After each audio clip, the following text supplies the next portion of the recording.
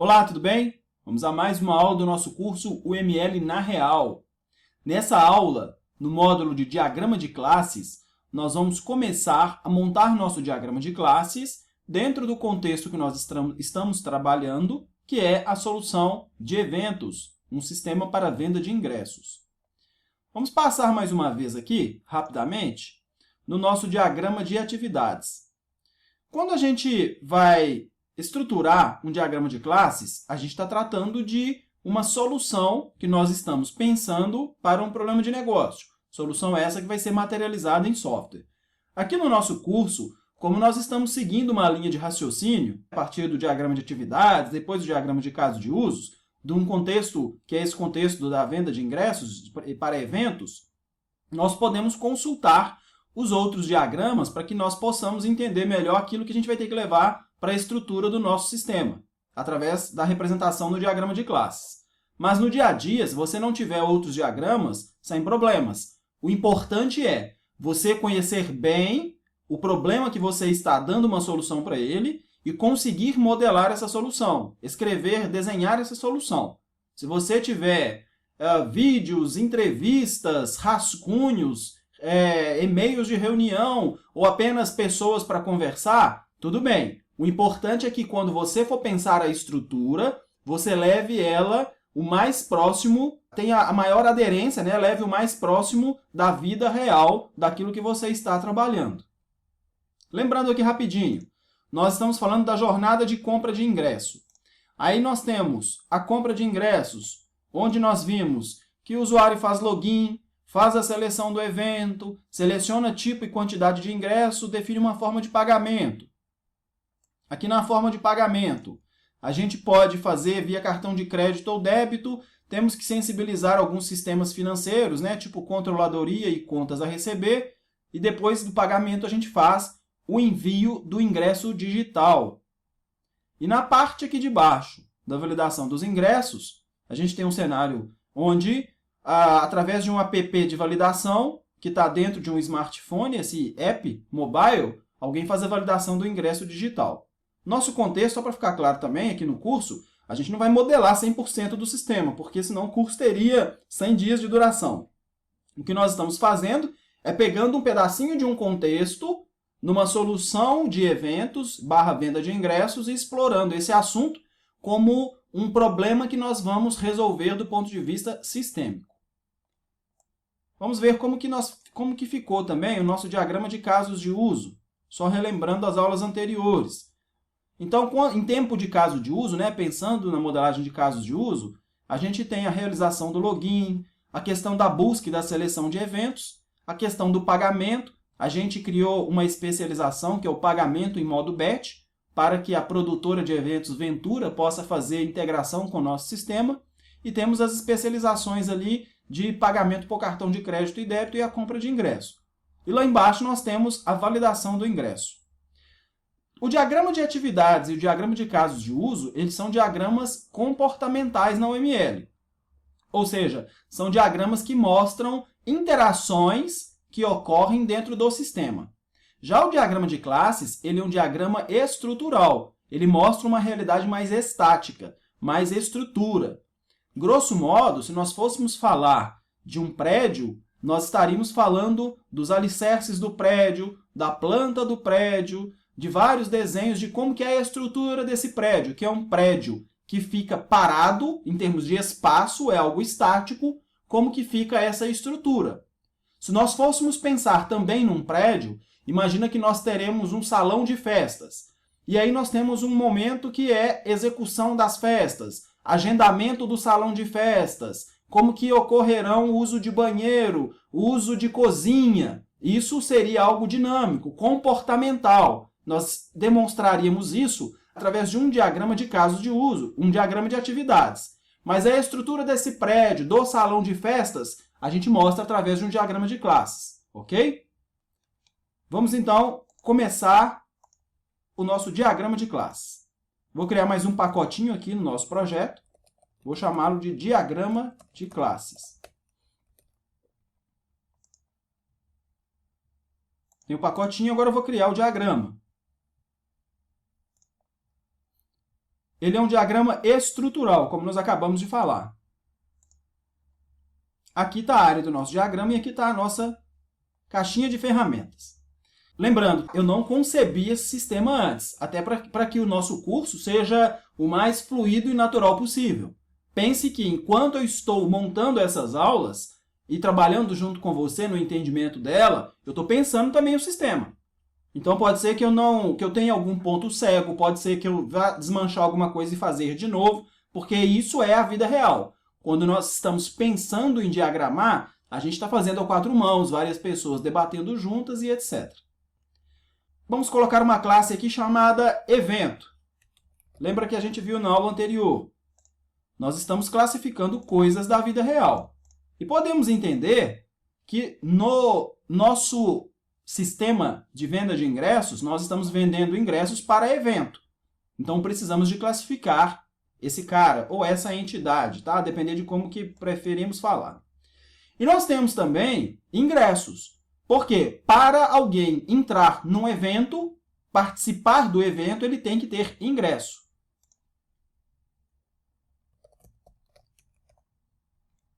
Legal. Lembra que falamos também sobre atores lá no diagrama de casos de uso? E eu até falei assim, os atores, muita gente coloca apenas o nome usuário. Puxa, mas usuário não é algo que realmente agrega valor, não quer dizer muita coisa. Agora a gente vê um exemplo disso. Eu posso ter uma classe aqui chamada usuário. E eu até, inclusive, vou ter essa classe chamada usuário.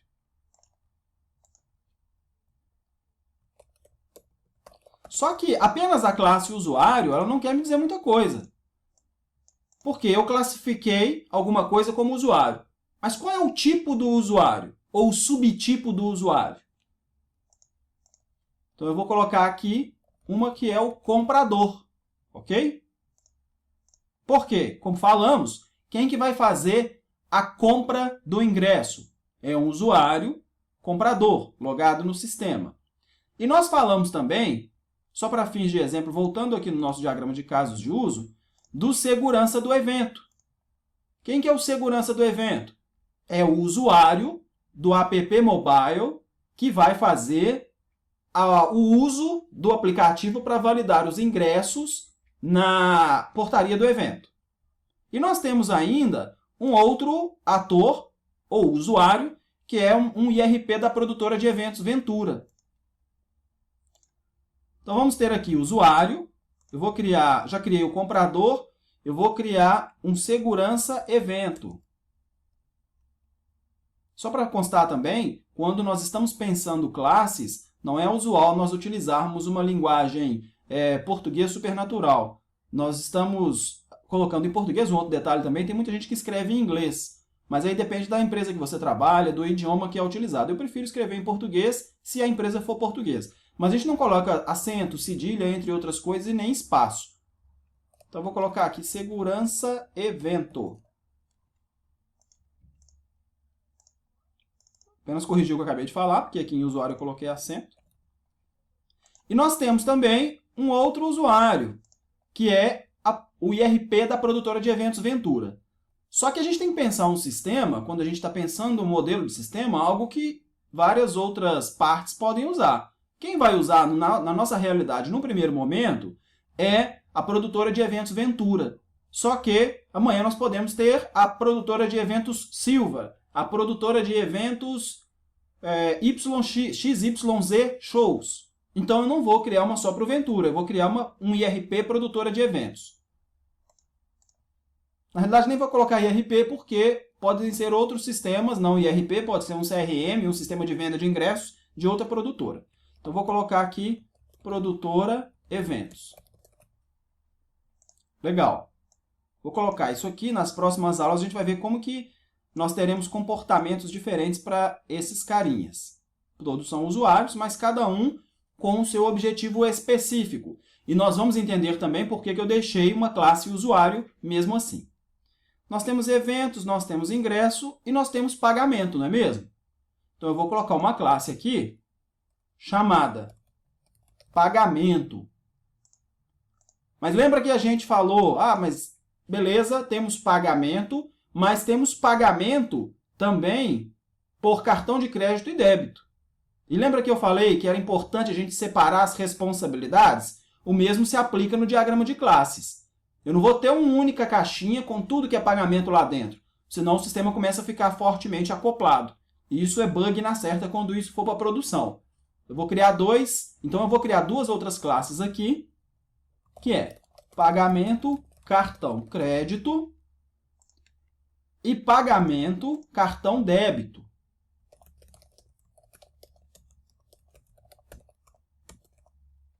Legal? Ok, vamos ver no nosso diagrama de casos de uso se a gente tem alguma outra sugestão. Nós temos login, mas login é algo elegível? O que é o login? Login é uma estrutura ou é uma ação que a gente faz em cima de algo? Por exemplo, quando eu estou logando, eu estou autenticando / autorizando um usuário. Então, login não é elegível para ser uma classe. Quando eu estou fazendo busca de eventos, o ato de buscar o evento é algo elegível para uma classe? Isso é dinâmico, isso não é estrutural. Então, talvez o que nós vamos ter é um recurso para fazer a busca por eventos, mas amarrado numa estrutura chamada evento, que é uma classe. Aqui nós temos o pagamento em modo batch. Será que pagamento em modo batch é algo que nós necessariamente temos que ter na nossa estrutura? Bom, eu entendo que sim. Por quê? Fazer o pagamento é algo dinâmico, mas a estrutura de pagamento, se a gente for especializá-la, nós vamos ter coisas que são feitas só para pagamento em modo batch e coisas que vão ser feitas para os outros tipos de pagamento através do site. Então, eu vou criar uma outra classe na nossa estrutura chamada pagamento batch.